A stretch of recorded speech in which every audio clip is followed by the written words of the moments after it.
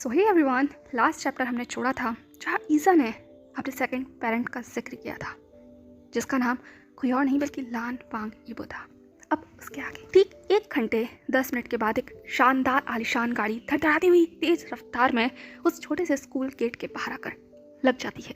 Driver इससे पहले कि दरवाज़ा खोल पाता, ऑलरेडी उसके पीछे बैठे हुए मास्टर इतनी हड़बड़ी में गाड़ी से बाहर निकलते हैं कि एक पल के लिए तो ड्राइवर भी चौंक जाता है। पर ईबो को इस बात से कोई फर्क नहीं पड़ना था। वो 10 मिनट लेट था और ईसा को क्या हो गया होगा क्या नहीं, सान का उस पर गुस्सा करेंगे या वो फर्स्ट जॉब में ही फेल हो गया, ये सारी फिक्र लेकर ईबो उन बच्चों की भीड़ में से ईसा को ढूंढने के लिए आगे बढ़ रहा था। स्कूल ऑलमोस्ट खाली था, सिर्फ कुछ चुनिंदा बच्चे और उनके पेरेंट्स ही थे जो वहीं साइड में लाइन लगाकर खड़े हुए थे। वहीं दूसरी तरफ ईबो ने अपने मन में गाली देते हुए कहा, जैंग आई स्वेयर तुम्हें छोड़ूंगा नहीं, तुम्हारी वजह से मैं आज लेट हो गया। अगर ईसा को कुछ भी हुआ ना तो I swear with heaven and earth तुम्हारी खैर नहीं है। ठीक है, तो ईबो ने फाइनली एक साइड में खड़े हुए वर्कर से पूछा, एक्सक्यूज मी, बच्चे कहाँ होते हैं जिनकी छुट्टी होती है? ईबो की आवाज़ सुनकर एक पल के लिए तो वो सामने खड़ी हुई लेडीज चौंक गई, लेकिन फिर उसने ईबो की तरफ देखा, ऊपर से चितक लुक दिया, फिर अपनी ठंडी आवाज़ में कहा, मिस्टर आपको मास्क नीचे उतारना होगा, आप इस तरह के अंदर नहीं जा सकते। ईबो ने कहा, क्या ये कोई प्रोटोकॉल है? उस लेडी ने कहा, क्या आप किसी बच्चे के पेरेंट हैं? ईबो ने थोड़ी सी अटकती हुई आवाज़ में कहा, क्या ये मैटर करता है? उस लेडी ने कहा, मिस्टर आप स्कूल में आए हुए हैं, यहाँ बच्चों की सेफ्टी की जिम्मेदारी हमारी है, तो हर चीज़ मैटर करती है, और आप किसको लेने आए हैं? ईबो ने फाइनली अपना वो मास्क थोड़ा सा नीचे उतारा और उस लेडी की आंखों में देखते हुए कहा, अपने सन को। ईबो का इतना मिस्टीरियस बिहेवियर और इतना मिस्टीरियस अपीयरेंस देखकर वो लेडी एक पल के लिए थोड़ा चौंक गई थी और उसके ऊपर से आवाज़ ईबो की। उस लेडी ने कहा, आर यू श्योर? ईबो ने मुंह बनाते हुए कहा, इस बात का क्या मतलब है? उस लेडी ने कहा, कुछ नहीं सर, आई मीन आप वहाँ सेक्शन में देखिए, वहाँ बच्चों की छुट्टी हुई है, वो वहाँ हैं, छोटे बच्चे वहाँ हैं। ठीक है, तो उसने एक जगह की तरफ पॉइंट कर दिया, बाकी वो अभी भी ईबो को घूर कर देख रही थी। खैर, ईबो ने उसे पूरी तरीके से नजरअंदाज करते हुए अपने कदमों को वहीं बढ़ाया जहाँ उस लेडी ने उसे बताया था। एंड एट लास्ट वो सेक्शन में पहुंच गया था। वो एक छोटा सा हॉल था जिसके अंदर बहुत सारे बेबी टॉयज रखे हुए थे, बेबी चेयर्स भी थी जो बहुत कलरफुल थी, लेकिन ईबो को उन सभी भीड़ में भी कहीं ईसा नजर नहीं आ रहा था। बहुत सारे बच्चे अपने पेरेंट्स का वेट कर रहे थे। ईबो ने कहा, अब ये ट्रबल मेकर कहाँ गया? और ये तो यहाँ कहीं नजर नहीं आ रहा। ठीक है, तो ईबो इधर उधर देखने लगा। अब सभी बच्चे, सभी इतने छोटे, सभी लगभग एक जैसे लग रहे हैं उस स्कूल ड्रेस में, उसमें ईसा को ढूंढना ईबो के लिए बहुत टफ टास्क होने वाला था। 10 मिनट के बाद भी जब उसे ईसा नहीं मिला तो एट लास्ट उसने वहीं खड़े हुए एक छोटे से बच्चे से पूछा, एक्सक्यूज मी, क्या तुम किसी ईसा नाम के बच्चे को जानते हो? बट अनफॉर्चुनेटली वो ईसा की क्लास का नहीं था, तो उसे नहीं पता था। वो बस ईबो को ऐसे ही देखने लगा अपनी बड़ी बड़ी आंखों से। ईबो ने उसके चेहरे की तरफ देखते हुए कहा, कोई बात नहीं, तुम जाके खेलो। ठीक है, तो उसने उसे पुश कर दिया था। ईबो ने फिर किसी एक बच्चे से पूछा, बट अनफॉर्चुनेटली उसे भी ईसा के बारे में नहीं पता था। ईबो ने अपने मन में कहा, मैं क्या करूँ? क्या मैं सान का को कॉल करूँ? बट अगर मैंने कॉल किया तो उन्हें तो लगेगा ना मैं बिल्कुल सच में केयरलेस हूँ पहले की तरह। नहीं वो तुम ऐसा नहीं कर सकते, तुम्हें अच्छा इंप्रेशन बनाना है सान का के ऊपर भी और ईसा के ऊपर भी। तो ये ट्रबल मेकर कहा कहाँ? ईबो अपने आप में बड़बड़ा रहा था परेशान सा चेहरा लेकर, तो पीछे से किसी छोटे से बच्चे ने ईबो के उस बड़े से कोट को टक करते हुए हल्के से अपनी तरफ देखने के लिए कहा। ईबो को पहले तो वो महसूस नहीं हुआ, लेकिन जब वो फोर्स थोड़ा सा ज्यादा हुआ, अब जाकर ईबो ने पीछे मुड़कर देखा था, और वो बच्चा इतना छोटा था कि ईबो को लिटरली उसके लेवल पर बैठते हुए पूछना पड़ा, क्या कोई प्रॉब्लम है? उस बच्चे ने अपनी बड़ी बड़ी आंखों से कहा, क्या आप ईसा को ढूंढ रहे हैं? ईबो ने तुरंत मुस्कुराते हुए कहा, हाँ बेबी, मैं ईसा को ढूंढ रहा हूँ। क्या आपने देखा है वो क्यूट सा बेबी? उस छोटे से बच्चे ने मुंह बनाते हुए कहा, यहाँ सब क्यूट है। ईबो ने हंसते हुए कहा, हाँ सही कहा तुमने, सब क्यूट है, पर क्या वो एक्स्ट्रा स्वीट और क्यूट बेबी देखा है ईसा? उस बच्चे ने कहा, देखा है। ईबो ने कहा, वाओ, कहाँ देखा है? प्लीज मुझे बताओ, मैं तुम्हें टॉफी दूंगा। हाँ ठीक है, तो ईबो ने अपनी पॉकेट में से कैंडी निकाल ली थी और उस बच्चे की आंखों के सामने रखते हुए कहा, बताओ। उस बच्चे ने उस कैंडी की तरफ देखा, फिर ईबो की तरफ देखा, फिर अपनी धीमी आवाज में कहा, वो उस गार्डन में है। ठीक है, तो उसने उस जगह पर पॉइंट किया। ईबो ने कहा, गार्डन में? उस बेबी ने कहा, यस अंकल, वो गार्डन में है, एक्चुअली वो सैड है। ठीक है, तो वो ईबो की तरफ देखने लगा अपनी बड़ी बड़ी आंखों से। ईबो ने कहा, क्या कहा तुमने? उस बच्चे ने कहा, वो सैड है, आज उसकी फाइट हो गई थी ना, उसके बाद ईसा वहीं है, आप मुझे मेरी कैंडी दीजिए। ठीक है, तो उसने ईबो के पास से कैंडी को मांगा। ईबो ने वो कैंडी उस बच्चे के हाथ में रखते हुए कहा, ओके थैंक यू, मैं जाता हूँ। ठीक है, तो वो तरफ दौड़ने लगा, तभी उस बच्चे ने कहा, अंकल। ईबो रुक गया, उसने कहा, कुछ हुआ है? उस बच्चे ने कहा, कुछ नहीं, पर आप कौन हैं? ईबो ने कहा, यू लिटिल वन, तुम बहुत क्यूरियस हो, क्यों? क्या तुम ईसा के फ्रेंड हो? उस छोटे बच्चे ने नोट करते हुए कहा, यस अंकल, मैं ईसा का फ्रेंड हूँ। ईबो ने कहा, वाओ, तुम तो बहुत क्यूट हो। खैर, मैं ईसा का हैंडसम फादर हूँ, तो मिलते हैं बाद में, बाय। ठीक है, तो वो वहाँ से बस चला गया था बिजली की रफ्तार से। वहीं वो बच्चा बस कंफ्यूज होकर रह गया। उसने अपने मन में कहा, ईसा के फादर, बट ईसा के फादर तो। ठीक है, तो वो बस ईबो को देखने लगा। वहीं दूसरी तरफ वो भागता हुआ उस गार्डन में आ गया था, जो कहने को तो बहुत बड़ा नहीं था, पर ईसा के लिए वो बहुत बड़ा था। और ईसा वहीं बेंच पर बस अकेला बैठा हुआ था अपने उस बैग के साथ, और अपने पैरों को वहीं बेंच पर बैठकर वो हिला रहा था। ईबो ने कहा, ये आफत की बुढ़िया यहाँ क्या कर रहा है? वो भी बिल्कुल अकेला। ठीक है, तो उसने पूरे गार्डन में देखा जहाँ कोई भी नहीं था। एट लास्ट ईबो अपने कदमों को बढ़ाता हुआ ईसा के पास आ गया था। उसने धीमी आवाज में कहा, यू लिटिल बनी, क्या हुआ? ईबो की आवाज सुनकर एकाएक ईसा ने ईबो की तरफ देखा, और जैसे ही ईबो ने ईसा के चेहरे को देखा, वो एक पल के लिए बस डर गया। उसने ईसा की तरफ अपने कदमों को बढ़ाते हुए कहा, हे क्या हुआ तुम्हें? हाँ ये आंखें इतनी लाल क्यों है? ये क्या? तो उसने ईसा के चेहरे को छूने की कोशिश की पर ईसा ने तुरंत अपना फेस दूर कर लिया। इबो ने कहा, बेबी क्या हुआ है? ये क्या? तो वो ईसा के बगल में बैठ गया था और जैसे ही उसने ईसा को फिर से बेबी कहकर बुलाया, एकदम से ईसा ने उसे बहुत कस कर गले लगा लिया। इबो एक पल के लिए शॉक हो गया था, इनफैक्ट बहुत ज़्यादा शॉक। उसने ईसा की तरफ देखा और फिर बहुत धीमी आवाज़ से पूछा, कुछ हुआ है? ईसा ने कहा, नहीं। इबो ने कहा, कम ऑन मुझे बताओ। पर ईसा ने कुछ भी नहीं कहा, उसने सिर्फ इबो को हक कर लिया था, वो बहुत टाइटली। इबो ने भी एट लास्ट ईसा को हक किया, उसकी बैकपैक को उठाया अपने हाथों में और उसे एम्बुलेंस में लेकर वो खड़ा हो गया था। इबो ने कहा, तो घर चले? ईसा ने कहा, इबो को बहुत अजीब लग रहा था ईसा का ऐसा बिहेवियर, क्योंकि आज से पहले उसने जब भी ईसा को देखा है वो एक्स्ट्रा चेयरिंग, बहुत ज़्यादा लाउड और हमेशा एक चेयरिंग फेस पर मुस्कुराहट रखने वाला रहता था। पर अभी वो बहुत डाउन, डल और एकदम से पेल लग रहा था और ऊपर से ईसा की आंखें। इबो ने फिर से ईसा के बालों को हल्के से सहलाते हुए कहा, कम ऑन मुझे बताओ, क्या तुम आज बहुत थक गए? क्या अपने डैड को मिस कर रहे हो? ईसा ने एकाएक इबो के चेहरे की तरफ देखा और जैसे एक पल के लिए वो उसी को देखता रह गया हो। इबो ने कहा, क्या हुआ है? ईसा ने कहा, डैड। इबो ने कहा, हाँ डैड, तुम्हारे डैड से मेरी बात नहीं हुई है, कोई बात नहीं, हम घर जाकर उससे बात करेंगे। ओके स्वीटी पाए, ठीक है। तो इबो ने हल्के से ईसा की नोज पर टैप किया और ईसा ने सिर्फ इबो के चेहरे की तरफ देखा, एक टक, और इबो ने भी ईसा के चेहरे की तरफ देखा। मुझे समझ तो नहीं आया, पर वो सिर्फ हंसने की कोशिश कर रहा था ताकि ईसा के मूड को चेयर अप कर सके। बट अगले ही सेकंड ईसा ने फिर से इबो को गले लगा लिया और इबो ने भी ईसा को थाम लिया। खैर वो लोग बस चल ही रहे थे तभी अचानक से वापस से किसी बच्चे की चीखने चिल्लाने की आवाज़ आ रही थी, जिसकी मामा से खींच कर ले जा रही थी। मीसा ने कहा, मॉम मेरी गलती नहीं है, वो ईसा की गलती है। ही प्रोवोक मी फर्स्ट और आप उसकी वजह से वापस मुझे डांट रही हैं। Why mom why? तभी जैज ने चिल्लाते हुए कहा, मीसा शट अप, तुम एक शब्द भी नहीं कहोगी। आज तुम्हारी वजह से मुझे फिर से टीचर से सुनना पड़ा। आखिर तुम्हारी प्रॉब्लम क्या है? देखा तो वो मीसा को खींच कर ले जा रही थी। मीसा ने कहा, मेरी प्रॉब्लम वो ईसा है। I hate him mom, I hate him. ये सारी बातें इबो ने भी सुन ली थी और कहीं ना कहीं ईसा ने भी। उसने अपनी पकड़ बस इबो पर टाइट कर ली। इबो ने घूर कर उन माँ बेटी की तरफ देखा। वैसे पहले कि वो कुछ भी कहता, एक ईसा ने इबो के कान में कहा, प्लीज अंकल हम घर चले। इबो ने कहा, पर वो क्या तुम्हारे बारे में बात कर रही है? ईसा ने कहा, मुझे घर जाना है। इबो ने कहा, ओके हम घर चल रहे हैं, डोंट बी सैड। हाँ एक तो उसने ईसा को कस कर पकड़ा और दो लेडीज की तरफ घूरा जो अभी भी अपने आपस की बहस में उलझी हुई थी। एट लास्ट वो स्कूल से बाहर आ गए थे। इबो अपने उस बड़ी सी आलीशान लिमो के पास पड़ रहा था। उसने ड्राइवर की तरफ इशारा किया और ड्राइवर ने गेट खोल दिया। इबो ईसा को लेकर बस कार में बैठने ही वाला था तभी ईसा ने कहा, वेट अ मिनट। ठीक है, तो उसने इबो की तरफ देखा। इबो ने कहा, क्या हुआ? ईसा ने कहा, बाइक, आपकी बाइक कहाँ है? और हम इसमें। ठीक है, तो ईसा ने उस बड़ी सी आलीशान कार को देखा और फिर इबो की तरफ देखते हुए कहा, क्या ये आपकी है? इबो ने कहा, ऑफ कोर्स माय बेबी, ये मेरी है। तुम्हारे सुबह सुबह बाइक पर बैठने से बाल खराब हो गए थे ना, तो मैंने तुम्हारे लिए कार दी है, कैसी लगी? ठीक है, तो उसने ईसा की तरफ देखा। ईसा ने मुंह बनाते हुए कहा, पर ये तो बहुत बड़ी है, हम दोनों के लिए कुछ ज़्यादा बड़ी नहीं है? इबो ने कहा, हाँ बड़ी है, पर इसमें हम फन कर सकते हैं। देखो अंदर कितने सारे टॉयज हैं। ठीक है, तो इबो ने अंदर की तरफ इशारा किया। ईसा ने वहाँ देखा तो वहाँ सच में बहुत सारे टॉयज थे। पर ईसा ने कहा, बट कार में कौन खेलता है? इबो ने कहा, हम खेलेंगे ना, घर तक पहुँचते पहुँचते हम लोग बहुत सारे गेम खेलेंगे। ओके चलो चले। ठीक है, तो वो फिर से बैठने वाला था, लेकिन फिर ईसा ने कहा, बट अंकल। इबो ने कहा, अब क्या हुआ?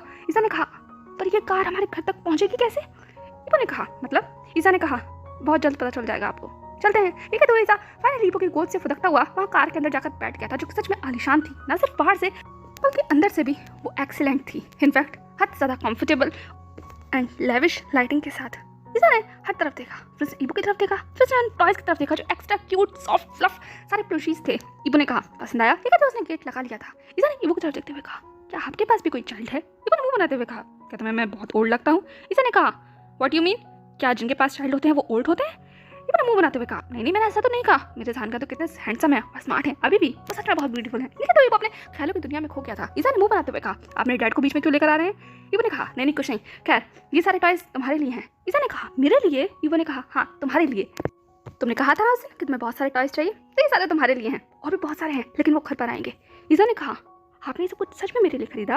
इबो ने मुस्कुराते हुए कहा, हाँ तुम्हारे लिए खरीदा, और किसके लिए खरीदूंगा? वैसे भी अब तो मैं बहुत बड़ा हो गया हूँ इन सारे टॉयज से खेलने के लिए, बट तुम्हारे लिए परफेक्ट है। ठीक है, तो उसने एक बड़ा सा ब्यूटीफुल पिंक कलर का बनी टॉय ईसा के पास रख दिया था। ईसा ने उस टॉय की तरफ देखते हुए कहा, ये तो बहुत सॉफ्ट है, बहुत क्यूट है अंकल, थैंक यू। इबो ने कहा, तुम्हें पसंद आया? ईसा ने कहा, ठीक है, तो वो इबो को अपनी बड़ी बड़ी चमकती हुई आंखों से देखने लगा। इबो ने सिर्फ ईसा के बालों को रफल किया, फिर कहा, आई एम ग्लैड हनी पाए, अब तुम जानका से शिकायत तो नहीं करोगे कि मैं 10 मिनट लेट हो गया? एक ईसा ने अपनी आइज को नैरो करते हुए कहा, ओह तो आप मुझे ब्राइब कर रहे हैं? इबो ने कहा, क्या कहा तुमने? ईसा ने कहा, आप मुझे ब्राइब कर रहे हैं ना, ताकि मैं डैड को कुछ ना बताऊं कि आप फर्स्ट डे ही अपनी फर्स्ट जॉब में फेल हो गए, वो भी मुझे लाने के लिए। सब बच्चे चले गए थे और मैं वहाँ अकेला था। इबो ने कहा, यू नॉटी किड, तुम्हें कैसे पता ब्राइब क्या होती है? ईसा ने कहा, ऑफ कोर्स आप सभी बड़े लोग यही तो करते हो, जब आप मिस्टेक करते हो तो आप हम जैसे छोटे बच्चों को ब्राइब करते हो, जैसे अंकल सैम करते हैं। देखा क्यों वो रुक गया, उसने कहा, कौन करते हैं? ईसा ने कहा, अंकल सैम, आप भी बिल्कुल उन्हीं की तरह हो, बट मेरी डैड आप लोगों की तरह नहीं है। वो कभी भी मिस्टेक करते हैं ना तो वो मुझसे सॉरी बोलते हैं, एंड मुझे हक करते हैं और फिर मुझे बहुत सारा लव करते हैं। मेरे डैड जैसा कोई भी नहीं। ठीक है, तो ईज़ा अपने आप में खुश हो रहा था और जान को याद कर रहा था। वहीं दूसरी तरफ इबो ईज़ा को देख रहा था, उसकी बातों को सुन रहा था और वही नाम बार बार अपने मन में दोहरा रहा था, सैम। अब इस सैम कौन है? इतनी सारी नई जिंदगियां सांगा की जिंदगी में शामिल हो गई हैं कि इबो की जिंदगी कंफ्यूज हो गई है इन सभी जिंदगियों को सुलझाने में। हाँ, आखिर इबो करे क्या? ये सारे उलझे हुए चेहरे के साथ वो अजीब से चेहरा बनाकर ईज़ा को देख रहा था। ईज़ा ने इबो की तरफ देखते हुए कहा, आपको क्या हुआ? इबो ने कहा, मुझे क्या होना है? ठीक है, तो वो बड़ी लिम्बो में आराम से पीछे सर टिकाकर बैठ गया था और ईज़ा अभी भी खेल रहा था। इबो ने ईज़ा की तरफ देखा, एकदम से उसके मन में वही क्वेश्चन स्ट्राइक हुआ था।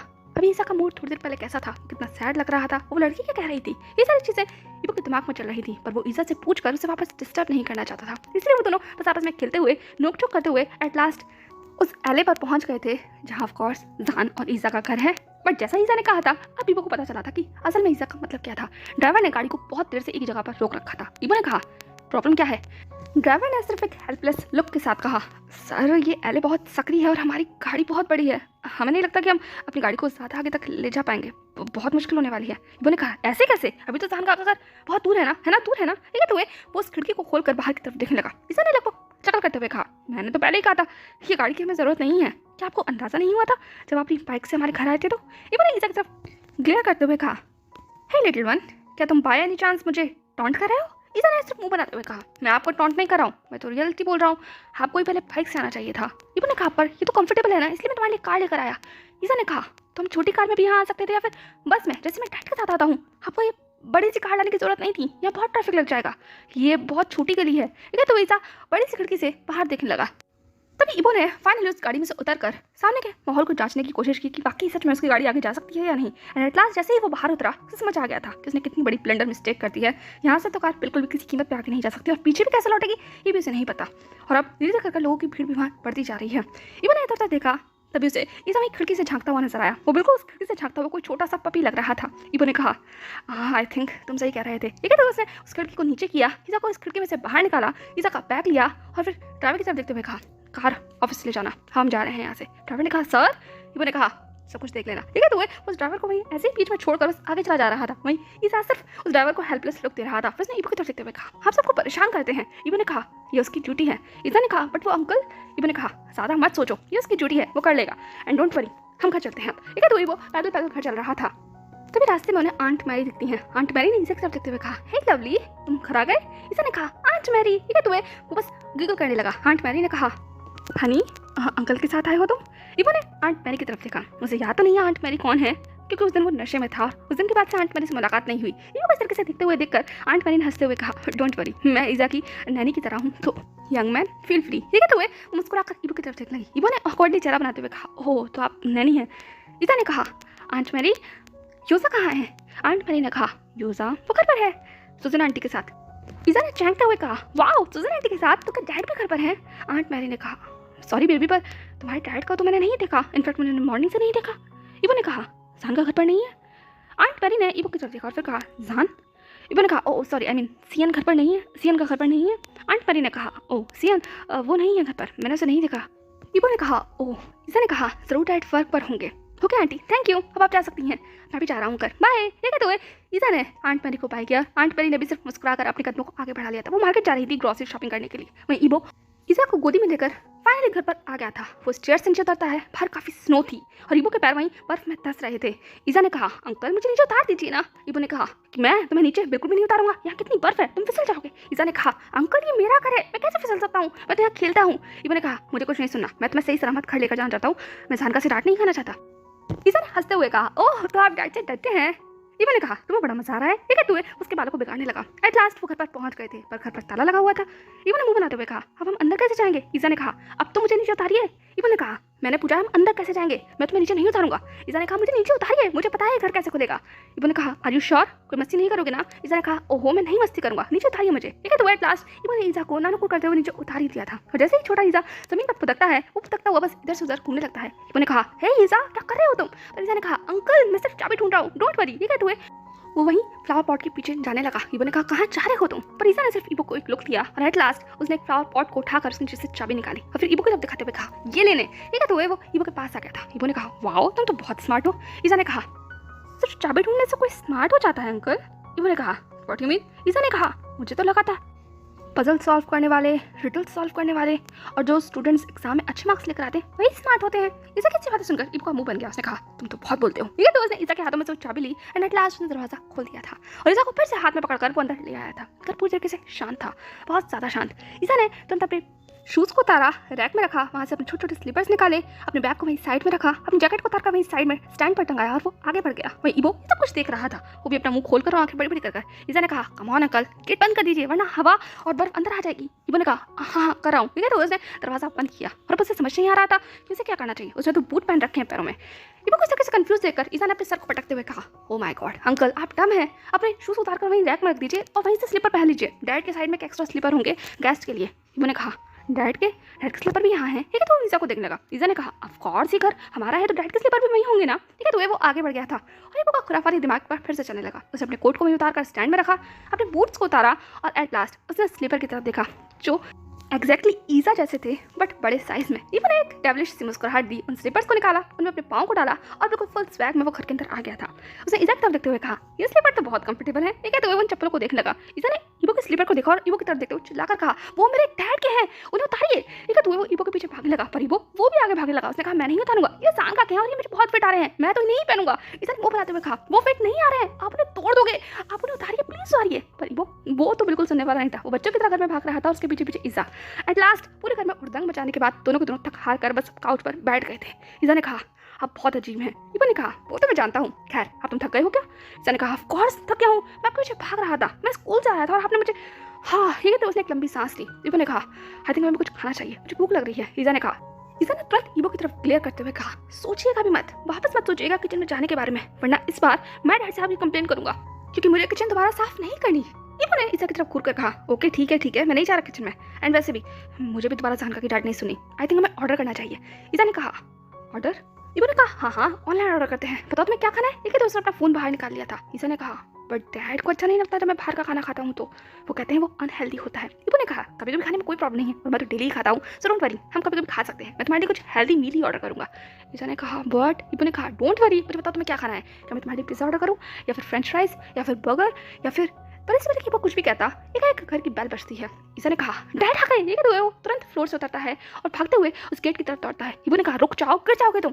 पर ईसा वो तो ओवरली एक्साइटेड था अपने डैड से मिलने के लिए, इसलिए उसे ईबो की कोई बात नहीं सुनाई दे रही थी। एंड एट लास्ट ईबो बस सिर्फ ईसा को फॉलो करने लगा और जैसे ही ईसा ने दरवाजा खोला मुस्कुराकर डैड चिल्लाते हुए सामने के पर्सन को देखकर वो एक पल के लिए झटक गया क्योंकि सामने कोई और नहीं बल्कि सुजन खड़ी हुई थी, वो भी यूजा को हाथ में लिए हुए। यूजा ने ईसा की तरफ देखते हुए कहा गागा गागा। ठीक है, तो वो अपने हाथ पाँव को फैलाकर ईसा की तरफ इशारा करने लगा। सुजन ने ईसा के फेस की तरफ देखते हुए कहा ओ क्या तुम अपने डैड को एक्सपेक्ट कर रहे थे? सॉरी स्वीटहार्ट, पर अभी तो तुम्हें अपनी आंट से ही काम चलाना पड़ेगा। ईसा ने कहा आंट डैड कहाँ है? एकदम से सुजन थोड़ा ठटक गई थी, फिर भी उसने ईसा की तरफ देखकर एक मुस्कुराहट देते हुए कहा तुम्हारे डैड वो वर्क पर हैं। ओके, अभी तुम यूजा के साथ खेलो और मैं तुम्हारा मील तैयार करने आई हूँ। सीएन ने मुझे फ़ोन कर बताया था, वो नहीं चाहता तुम दोनों मिलकर उसकी किचन को तबाह कर दो एक बार फिर से। ठीक है, तो उसने ईबो की तरफ देखा जो वहीं बस ऐसे ही खड़ा हुआ था और सुजन की तरफ देख रहा था। यूजा को ज़मीन पर उतारने के साथ ही यूजा और ईसा दोनों हाथ में हाथ डालकर अंदर करके आ गए थे। वहीं सुजन ईबो को देख रही थी। ईबो ने कहा आप? सुजन ने कहा हाँ मैं यहाँ आई हूँ खाना बनाने के लिए, डोंट वरी, जान ने मुझसे कहा है। ईबो ने कहा जान? सुजन ने कहा जान। ठीक है, तो उसने अपना कोट उतारकर वहीं स्टैंड में लगाया, अपने स्लीपर्स को चेंज किया और वो घर के अंदर चली गई। वहीं ईबो सब कुछ देख रहा था कि सुजन कितना फ्रीली ये सब कुछ कर रही है। आई मीन उसके लिए कोई हेजिटेशन नहीं है, कोई इनसिक्योरिटी नहीं है, वो बस सब कुछ फ्रीली कर रही है जैसे कि ये काम वो बहुत लंबे वक्त से करती आ रही है। घर की हर चीज़ उसे पता है। वो खाना बना रही थी और ईबो वहीं काउच पर बैठकर सब कुछ देख रहा था। ईसा और यूसा खेल रहे थे। सुजन ने जब महसूस किया कि ईबो बहुत देर से उसे देख रहा है तो उसने ईबो की तरफ देखते हुए कहा क्या हुआ यंग मैन, तुम इतनी देर से मुझे घूर रहे हो, क्या कुछ पूछना चाहते हो? ईबो ने कहा कुछ नहीं एक्चुअली। सुजन ने कहा डोंट बी शाय, तुम मुझसे कुछ भी पूछ सकते हो, वैसे भी तुम तो जान के बॉयफ्रेंड हो ना। जैसे ही ईबो ने सुना एक उसका पूरा चेहरा ब्लश कर उठा। उसने खड़े होते हुए कहा आप मुझे जानती हैं? सुजन ने कहा तुम्हारा ड्रामा काफ़ी अच्छा था, एंटरटेनिंग था, आई मीन मूवी से भी ज़्यादा एंटरटेनिंग, तो ऑफकोर्स मैं तुम्हें जानती हूँ। ठीक है, तो वो हंसने लगी। ईबो को याद आ गया था वो वापस वही इंसिडेंट। ईबो ने तुरंत अपने चेहरे को छुपाते हुए कहा वो सच में एम्बैरेसिंग था, बहुत ज़्यादा, प्लीज़ वो मुझे याद मत दिलाओ। सुजन ने हंसते हुए कहा पर वो अमेजिंग था। ठीक है, तो वो हंसने लगी और अपने मील को प्रिपेयर करने लगी। ईबो ने बात को चेंज करने के लिए तुरंत कहा वैसे जानका कहाँ है, आई मीन वो कब तक आएंगे? एक सुजन का हाथ रुक जाता है, उसके चेहरे पर परेशानी साफ नजर आ रही थी, लेकिन फिर भी उसने मुस्कुराहट देते हुए कहा जान वो एक्चुअली मुझे आई मीन उसे टाइम लगेगा, 3 से 4 दिन। एक ईबो अपनी आइज़ को नैरो कर कहता है 3 से 4 दिन। वो सुजन के फेस की बेचैनी को कहीं ना कहीं पहचान पा रहा था। वो देख रहा था सुजन थोड़ा स्ट्रगल कर रही है। सुजन इबो से आंखें चुराकर खाना वापस तैयार करने लगी। इबो ने कहा, पर 3 से 4 दिन क्यों? क्या जहान कहीं बाहर गए हैं? क्या किसी हॉस्पिटल के केस की वजह से? सुजन रुक गई। उसने इबो की तरफ देखते हुए कहा, क्या कहा तुमने? इबो ने कहा, जहान किसी केस की वजह से बाहर गए हैं क्या? सुजन ने कहा, जहान किसी केस की वजह से बाहर क्यों जाएगा? इबो ने कहा, पहले तो जान का ऐसे केस के लिए बाहर जाते थे। वो हॉस्पिटल में काम करते थे और जब उन्हें कोई केस को बाहर रेफर किया जाता तो बाहर जाते थे। क्या अभी भी ऐसा ही है? सुजन ने इबो की तरफ एक कंफ्यूज लुक देते हुए कहा, हॉस्पिटल में? जान किसी हॉस्पिटल में काम नहीं करता। हाँ, हॉस्पिटल के लिए काम जरूर करता है। इबो ने सुजन की तरफ देखते हुए कहा, ओह हॉस्पिटल के लिए? वैसे जान का क्या काम करते हैं? दिक्कत हुए वो सुजन के बगल में आकर खड़ा हो गया था। वो जानबूझकर अनजान बनते हुए बस सुजन से बात निकलवाना चाहता था। एंड विक्ट्री, सुजन ने भी बस ऐसे ही बोल दिया, जान वो तो मॉल में काम करता है सैम के साथ। इबो ने कहा, ओह मॉल के अंदर? वैसे सैम कौन है? सुजन ने कहा, सैम वो बास्टर्ड सिर्फ एक पेन है। I hate him. ये कहते हुए वो सिर्फ अपना खाना बना रही थी, पर एक उसके हाथ रुक गए और जाकर उसे रियलाइज हुआ था कि उसने फ्लो में क्या कुछ बोल दिया है। उसने इबो की तरफ देखा जो इबो वहीं साइड में खड़ा होकर सिर्फ पानी पी रहा था बॉटल से। सुजन ने वहीं फ्लेम को ऑफ किया, इबो की तरफ अपने कदमों को बढ़ाया, अपने हाथों को फोल्ड करके चेस्ट पर रखा, फिर उसकी आंखों में देखते हुए कहा, क्या तुमने अभी मुझे ट्रिक किया? इबो ने बस हंसते हुए कहा, ट्रिक? मैं आपको ट्रिक करने लगा? मैं तो आपको इतने अच्छे से जानता भी नहीं। वैसे आप कौन है? जानका की? ठीक है तो इबो सुजन की तरफ देखने लगा। सुजन मुंह बनाते हुए कहा, यू स्मार्ट एस। एक काम करो, ये बीच में अपने बॉयफ्रेंड से पूछना कि मैं कौन हूँ। क्या उसकी गर्लफ्रेंड तो नहीं? या ईजा या योजा की मॉम जान की सेपरेटेड 5? ठीक है तो उसने इबो को विंक किया और वहां से चली गई। वहीं दूसरी तरफ इबो का मुंह खुला खोला रह गया था। दूसरे ने पैर पटकते हुए कहा, नो नो नो वेज, ऐसा नहीं हो सकता मिस, आप क्या कह रही हैं? ठीक है तो वो सुजन की तरफ भागने लगा। वहीं दूसरी तरफ सुजन सिर्फ केयरलेसली इबो को पीछे छोड़ते हुए बच्चों के पास पहुंच गई थी। उनके साथ बैठकर खेलने लगी और इबो वहीं बस घूरने लगा उन सबको। खैर पर वो सब तो उन पर ध्यान नहीं दे रहे थे। अब लोग आधा घंटा गुजर चुका था। इबो थोड़ा लेफ्ट आउट फील कर रहा था। वो काउच पर बैठकर सिर्फ सब कुछ अपनी हेल्पलेस निगाहों से देख रहा था। ईजा, योजा, सुजन सबकी अपनी एक दुनिया बनी हुई थी जिसके अंदर शायद इबो इन्वाइटेड नहीं था। कुछ देर बाद ईजा ने पानी पीने के लिए बस अपने आप को कुछ में किया ही था, तभी उसका नजर इबो पर जाती है जो वहीं काउच पर बैठा हुआ था। ईजा ने कहा, अंकल आपको क्या हुआ? नहीं तो वो इबो की तरफ देख लगा। इबो ने कहा, मुझे क्या होना है? कुछ नहीं, मैं बस बोर हो रहा हूँ। ठीक है तो वो अपने पैरों को हिलाने लगा। ईजा बॉटल लेकर इबो के पास आ गया था। उसने इबो की आंखों में देखते हुए कहा, बाय एनी चांस आपको अपने घर की तो याद नहीं आ रही? जैसे ईजा ने कहा, इबो ने उसे लगभग एक अग्रेसिव लुक देते हुए कहा, ये मेरा घर है। ईजा ने कहा, ये मेरे और मेरे डैड का घर है। स्वीट हार्ट, तुम्हारे डैड मेरे हैं तो ये घर भी मेरा है। इबो ने अपनी चार्मिंग सी मुस्कुराहट देते हुए कहा। ईजा पल के लिए फिर से स्टंट हो जाता है और वो इबो को घूरने लगता है। उन दोनों का स्टेयरिंग गेम खत्म करने के लिए सुजन आती है। उसने कहा, आई थिंक अब तुम दोनों को खाना खा लेना चाहिए। ये स्टेयरिंग गेम खत्म हो गया हो तो? ठीक है तो वो डाइनिंग टेबल की तरफ पड़ गई थी। ईजा ने सिर्फ इबो को लुक दिया और वो डाइनिंग टेबल की तरफ दौड़ गया था योजा के साथ। वहीं इबो भी केयरलेसली बस चेयर पर आकर बैठ गया। अब खाना शुरू होता है। सब खा रहे थे। सुजन ने इबो को भी प्लेट बनाकर दी। इबो ने खाने की तरफ देखा, सुजन की तरफ देखा, फिर सुजन ने कहा, खा पी लो, माना मैं जान के जितना अच्छा नहीं बनाती पर तुम खा सकते हो। ठीक है तो वो ईजा और योजा को अपने हाथों से खिलाने लगी। इबो भी खाने लगा। अब वक्त ऐसे ही गुजर गया था और अब टाइम था सुजन के जाने का, वो भी योजा और ईजा के साथ। सुजन ने कहा, चल चलो बच्चों तैयार हो जाओ, ईजा अपना बैग तैयार करो, अब घर चलते हैं। ठीक है तो वो अपना कोट पहनने लगी। ईजा ने कहा, यस आंट मैं जा रहा हूँ। ठीक है तो वो रूम की तरफ दौड़ने लगा। इबो ने कहा, अरे अरे ये सब क्या हो रहा है? ठीक है तो वो इधर देखने लगा। ईजा भी रुक गया था, सुजन भी रुक गई। योजा बस इबो की तरफ देखने लगा अपनी बड़ी आंखों से। योजा ने इबो के पैरों को पकड़ते हुए कहा, कम विद अस। इबो ने सिर्फ उस क्यूट योजा को एक स्माइल दिया और उसे अपनी गोद में उठाते हुए कहा, हनी पाए तुम चाहते हो मैं तुम्हारे साथ चलूं? ठीक है तो उसके बालों को बस छूने वाला था। ईजा ने पीछे से इबो को खींचते हुए कहा, उसे मत टच कीजिए, उसे मत टच कीजिए, उसे नीचे उतारिए, वो मेरा है। ठीक है तो वो जोर जोर से कूदने लगा। इबो ने कहा, अरे अरे तुम्हें क्या हुआ है? इधर चीख क्यों रहे हो? ये क्या हुए? वो ईजा की तरफ घूमने लगा। वहीं दूसरी तरफ योजा जोर जोर से हिंस रहा था। उसने कहा, सिली गागा सिली गागा। ठीक है तो वो गिगल करने लगा। तभी सुजन ने कहा, ईजा योजा अंकल को परेशान करना बंद करो। उसने इबो की तरफ देखते हुए कहा, कुछ नहीं, ये दोनों एक दूसरे के लिए कुछ ज़्यादा ही पॉजिटिव हैं तो इन्हें अच्छा नहीं लगता जब कोई एक दूसरे को गोद में उठाता है। तो डोंट वरी, मुझे और जहान को उसकी आदत है बट शायद तुम्हें नहीं है। और ईजा और योजा कम ऑन चलो घर। इबो ने कहा, पर अपने लेकर क्यों जा रही हैं? मैं यहाँ क्या करूँगा अकेला? नहीं ईजा तुम कहीं नहीं जाओगे प्लीज ईजा। ठीक है तो उसने ईजा की तरफ देखा, ईजा इबो की तरफ देखा, योजा की तरफ देखा, फिर सुजन की तरफ देखा। सुजन ने कहा, आई एम सॉरी पर मुझे बच्चों को ले जाना होगा। जहान ने हमेशा रिस्पॉन्सिबिलिटी मुझे ये दी है, मैं ईजा का ख्याल रखती हूँ जब जहान नहीं होता उसकी एब्सेंस में। इबो ने तुरंत कहा, उनकी एब्सेंस में जब मैं यहाँ नहीं था पर अब मैं यहाँ हूँ, मैं ईजा का ख्याल रख सकता हूँ, डोंट वरी। और आप चाहें तो आप योजा को भी यहीं छोड़ सकती हैं, मैं दोनों बच्चों का ख्याल रख लूँगा। सुजन ने लगभग अपनी आंखों को बड़ा करते हुए कहा, क्या तुम इनका ख्याल रख लोगे? Are you sure? इबो ने कहा, व्हाई नॉट, ये दोनों क्या करेंगे? ये इतने छोटे हैं, मैंने संभाल लूंगा, डोंट वरी। ठीक है तो इबो ओवर कॉन्फिडेंट बन रहा था। ईजा ने अपने मन में कहा, आप हमें संभाल लेंगे? I don't think so. सुजन ने कहा, ये अभी तो ठीक आइडिया नहीं है, जब जहान आ जाए तब उससे इस बारे में बात कर लेना, पर अभी मुझे ईजा और योजा दोनों को ले जाने दो। ठीक है तो वो ईजा की तरफ देखने लगी। उसने कहा, जाओ ईजा अपने कपड़े लेकर आओ। ईजा ने कहा, आंट। ठीक है तो उसने इबो की तरफ देखा जिसका फेस एकदम से पेल हो गया था। इबो ने ईजा की तरफ देखते हुए कहा, क्या तुम जाना चाहते हो? ईजा ने इबो की आंखों में देखा, कुछ देर तक वो ऐसे ही देखता रहा। वहीं योजा वो भी गिगल कर रहा था। ईजा ने कहा, आंट आई थिंक अंकल अकेले रह जाएंगे तो मैं यहीं रहता हूँ, आप यूज़ा को लेकर चले जाइए। सुजन ने लगभग चौंकते हुए कहा, सच में? ईज़ा ने कहा, डोंट वरी, और वैसे भी मुझे इस घर का ख्याल रखना है और अंकल का भी मैं ख्याल रख लूँगा। मैं नहीं चाहता जब डैड आए तो ये घर उनको पहचान में ही ना आए, तो आप जा सकती हैं। इबो ने तुरंत चीयरिंग वॉइस में कहा, हाँ हाँ मैं ख्याल रख लूँगा, एंड छोटा पैकेट मैं तुम्हारा भी ख्याल रख लूँगा, मेरा ख्याल रखने की जरूरत नहीं है। वैसे सुजन यही तुम्हारा नाम है ना, तब आप जा सकती हैं केयरफुली होकर, डोंट वरी मैं ईज़ा का ख्याल रख लूँगा। ठीक है, तो बहुत ब्यूटीफुल स्माइल के साथ सुजन की तरफ देखने लगा। सुजन को बात हजम तो नहीं हो रही थी, पर वो क्या कर सकती थी। अब जब ईज़ा यहीं रहना चाहता है तो उसने भी ईज़ा को अपनी गोद में लिया और उन दोनों को लुक देते हुए कहा, अगर कोई भी गड़बड़ हो तो मुझे फ़ोन कर लेना, एंड ईज़ा कोई मस्ती मत करना। ईज़ा ने कहा, डोंट वरी आंटी।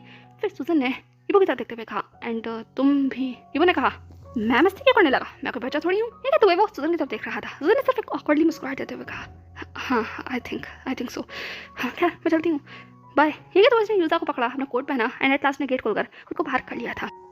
ईज़ा और हिबो बस गेट से खड़े होकर सुजन को बाय कर रहे थे। पता नहीं क्यों पर सुजन को इस सीनरी कुछ ज़्यादा खास अपीलिंग लग नहीं रही थी।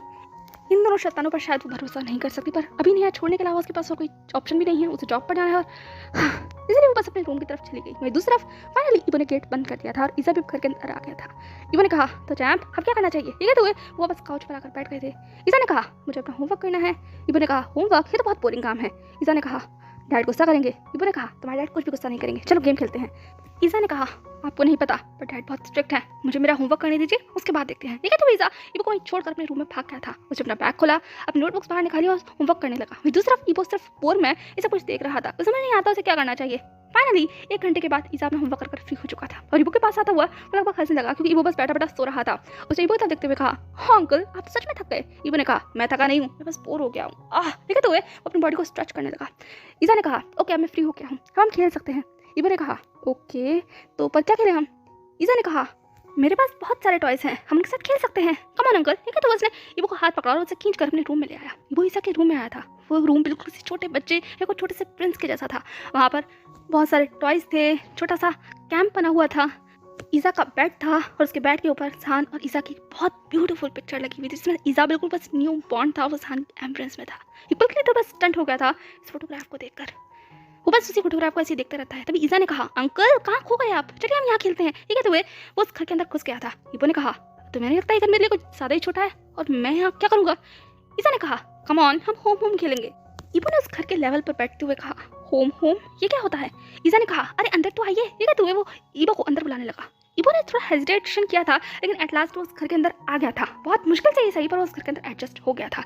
ईज़ा ने इबो के सर के पीछे एक पिलो लगाया, उसे अच्छे से बैठने में मदद की, खुद भी उसके बगल में बैठ गया और इबो के हाथ में बुक रखते हुए कहा, मुझे स्टोरी सुनाइए। इबो ने कंफ्यूज होते हुए पूछा, क्या सुना तुम्हें? ईज़ा ने कहा, स्टोरी सुनाइए ना मुझे। ठीक है, तो वो उस बुक की तरफ इशारा करने लगा। इबो ने कहा, ओके। ईज़ा ने कहा, हाँ अक्सर डैड और मैं यहाँ पर बैठकर स्टोरी सुनाते हैं, आज डैड नहीं है तो आप प्लीज मुझे स्टोरी सुनाइए ना। ठीक है, तो वो अपनी बड़ी बड़ी आंखों से इबो की तरफ देख लेगा और इबो के लिए इन आंखों को मना करना क्वाइट इम्पॉसिबल है, इसलिए उसने अपनी अजीब सी टूटी फूटी आवाज़ में उस स्टोरी को रिसाइट करना शुरू किया। ईज़ा को हंसी तो आ रही थी इबो के अटेम्प्ट पर, लेकिन वो खुश था, इबो के साथ एंजॉय कर रहा था। अब काफ़ी लंबा वक्त गुजर गया था। ईज़ा और इबो की वो स्टोरी बुक खत्म होने को आई थी। इबो ने बुक साइड में रखते हुए कहा, अब तो बुक भी खत्म हो गई, अब क्या करें? ईज़ा ने कहा, कुछ नहीं ऐसे ही बैठते हैं। ठीक है, तो वो बस ऊपर की तरफ देखने लगा जहाँ पर बहुत सारी लाइटिंग जली हुई थी उस कैंप में। इबो ने कहा, तो मुझे बताओ आज स्कूल में क्या हुआ था?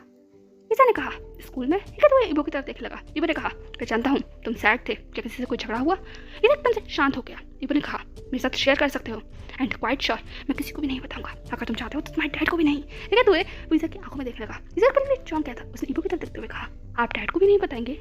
इबो ने कहा, बिल्कुल भी नहीं, अगर तुम चाहते हो तो नहीं बताएंगे। ईज़ा ने गल्प किया, वो खुद में स्ट्रगल करने लगा और इबो पेशेंटली वेट करने लगा। ईज़ा ने कहा, अंकल अगर मैं आपसे एक सवाल पूछूं तो आप मुझे बताओगे? इबो ने कहा, डेफिनेटली पूछो।